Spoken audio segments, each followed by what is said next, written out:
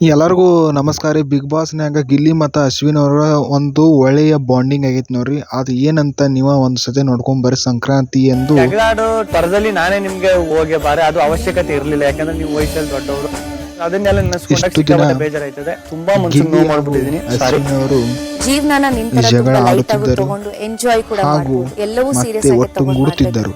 And ಈ ವೇದಿಕೆಯಲ್ಲಿ ನಾನು ನಿನಗೆ ಥ್ಯಾಂಕ್ಸ್ ಕೂಡ ಹೇಳ್ತೀನಿ. ನಿನ್ನಿಂದ ಒಂದು ಪಾಠ ನಾನು ಕಲ್ತೀನಿ.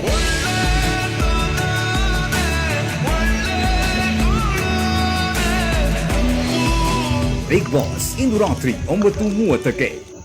ನೋಡ್ರಿ, ಕೊನೆಗಾದರೂ ಸಹ ನಮ್ಮ ಗಿಲ್ಲಿಯವರು ಮತ್ತು ಅಶ್ವಿನಿಯವರು ಒಂದಾದ್ರಲ್ಲ. ಅಂದ್ರೆ ನಮ್ಮ ಗಿಲ್ಲಿಯವರು ಯಾರೊಂದಿಗೂ ಜಗಳ ಆಡಿದ್ರು ಸಹ ಏನಪ್ಪ ಅಂದ್ರೆ ಗಿಲ್ಲಿಯವರು ಒಂದೇ ಕ್ಷಣದಾಗ ಮತ್ತು ಕೂಡ್ತಾರೆ ನೋಡ್ರಿ. ಅದ ಅವ್ರ ದೊಡ್ಡ ಗುಣ ನೋಡ್ರಿ.